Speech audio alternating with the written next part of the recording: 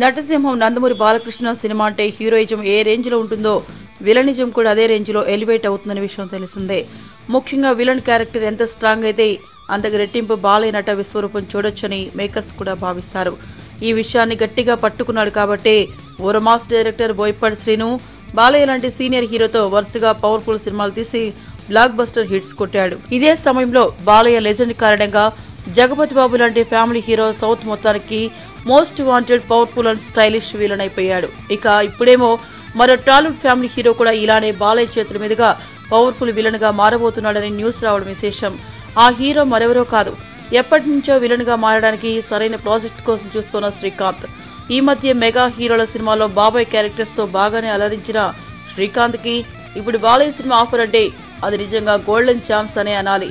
అయితే ఈసారి డైరెక్టర్ బోయపాటి కాదు, ప్రస్తుతం సక్సెస్ లో లేని senior most talented director KS Ravikumar. ఈ మేరకు కెఎస్ రవికుమార్ డైరెక్షన్ లో తెరకెక్కనున్న బాలయ్య 102వ సినిమా జయసింహ ఈ జూలై 10 నుంచే పట్టాలెక్కుతోందని సమాచారం. ప్రస్తుతం పూరి డైరెక్షన్ లో తన 101వ సినిమా పైసా వసూలును ఈ దసరా రిలీజ్ కు ప్లాన్ చేసిన బాలయ్య తన 102వ సినిమా వచ్చే సంక్రాంతికి రిలీజ్ చేయాలనుకుంటున్నట్లు తెలుస్తోంది. ఇదిలా ఉంటే ఇప్పుడు ఈ క్రేజీ సినిమా కోసం విలన్ గా శ్రీకాంత్ను తీసుకోవాలని చర్చలు జరుపుతున్నారట. అందులో భాగంగానే శ్రీకాంత్ కి ఆఫర్ చేసిన ఈ విలన్ రోల్ చాలా పవర్ఫుల్ గా మాత్రమే కాకుండా భయంకరంగా కూడా ఉంటుందని అంటున్నారు.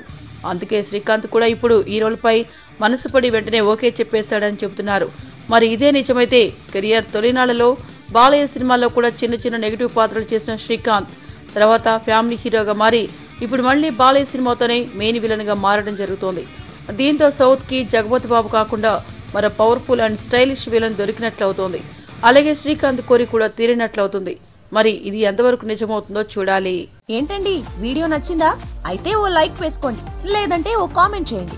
ఎప్పటికప్పుడు మా వీడియోస్ చూడాలంటే సబ్స్క్రైబ్ చేసుకోండి.